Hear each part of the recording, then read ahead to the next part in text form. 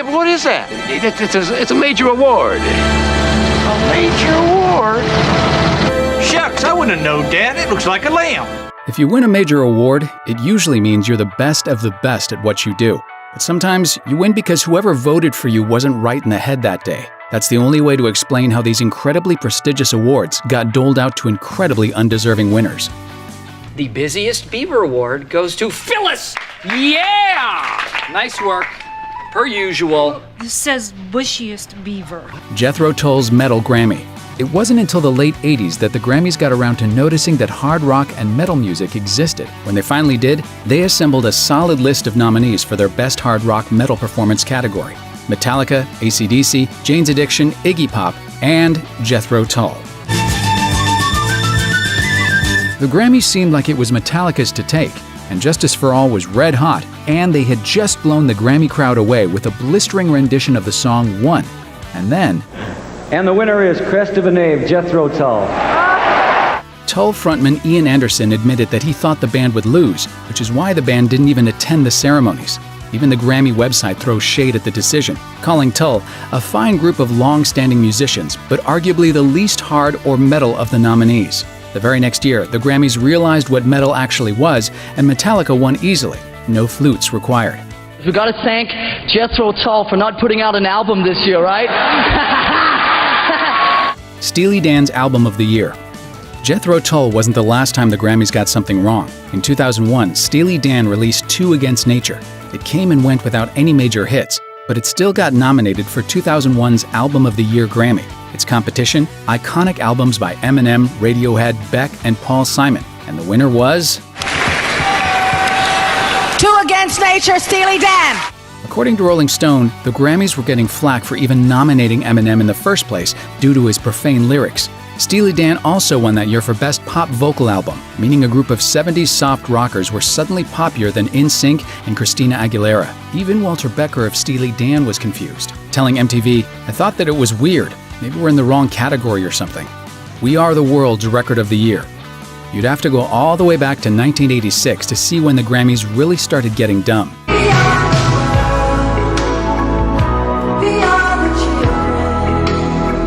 By all accounts, the celebrity-soaked We Are the World is pure schlock, and even the artists who performed on it think so. Billy Joel told Rolling Stone, "I remember most of us who were there didn't like the song, but nobody would say so. I think Cyndi Lauper leaned over to me and said, 'It sounds like a Pepsi commercial.'"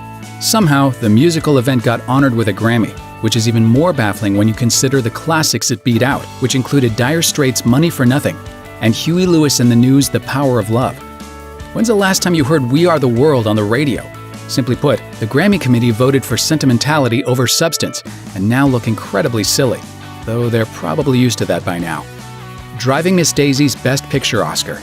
Up against films like Dead Poets Society and Field of Dreams, Driving Miss Daisy probably shouldn't have had much of a chance of winning 1989's Best Picture, but it's the film that wasn't even nominated for Best Picture, Spike Lee's provocative Do the Right Thing, that got the worst shaft. Even Kim Basinger took her time on stage to mention the snub. But there is one film missing from this list that deserves to be on it, and that's Do the Right Thing. Driving Miss Daisy, meanwhile, seemed like a step backwards from progressive filmmaking. In the years since, Morgan Freeman himself has expressed regret about the movie, saying in an interview with The Guardian that his role worked to popularize, quote, "this wise, old, dignified black man that's more special guardian than human." It's not a compliment. And if popularizing that trope is Daisy's legacy, you can see why the Academy should have given the nod to Kevin Costner's spooky baseball team instead. Steve Nash's double NBA MVP. Steve Nash was a damn good NBA player, but his winning 2 MVP awards in a row makes no sense. In the 2004-2005 season, Nash won the MVP over Shaquille O'Neal, who had just gotten to the Miami Heat and helped the team earn the best record in their conference, bringing them to the conference finals where they lost in 7 games. Meanwhile, Nash did roughly the same thing with his Phoenix Suns, bringing his team to their conference finals, where they lost in 5 games. The voting was super close. Nash edged Shaq 1,066 to 1,032. Clearly, a case could be made for either man. But then Nash won MVP again, after guiding his Suns to another first-place record and another deep playoff run. The voting was more decided this time around, with Nash getting 924 points, 236 more than LeBron James, who was, at the time, about the only good player on the Cleveland Cavaliers, having just guided them to their first playoff run since 1998. It's unclear how that doesn't scream MVP to basically everyone. In 2017, Nash was quoted on CNN saying, "The MVP is such a subjective thing that it almost says more about the voter than it does about the players." That might be just his way of saying that, in the mid-2000s, voter subjectivity was off the mark. Peyton Manning's Super Bowl MVP.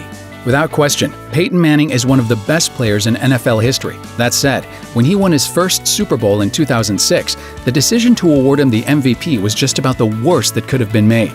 In early 2017, ESPN's Mike Sando ranked all of the NFL MVPs, and Manning's Super Bowl 41 nod ranked 41st out of 50. But since everyone below him isn't a transcendent icon of the game, his run looks especially bad. While his Indianapolis Colts won 29-17, it was almost in spite of Manning. His numbers were decidedly mediocre, and his defense basically won the game for him. Manning's one touchdown throw happened 6 minutes in, and the rest of the game was the defense stuffing Chicago's attempts to score. The Indy defense had just as many touchdowns on interceptions as Manning did. 3 field goals from Adam Vinatieri, one of the best kickers in league history, didn't hurt either. Ultimately, it seemed like an award given to a legendary, beloved figure just because he's legendary and beloved. He just won his first ring, so why not heap honors on him? That doesn't change how one of his defensemen deserved the honor several times more than he did. But at least when he won his final Super Bowl in 2016, Peyton was able to demonstrate real class by celebrating with the one person he truly loves. Peyton, the first guy you kiss can't be Papa John, okay? The first guy you kiss can't be Papa John, okay? It can't be!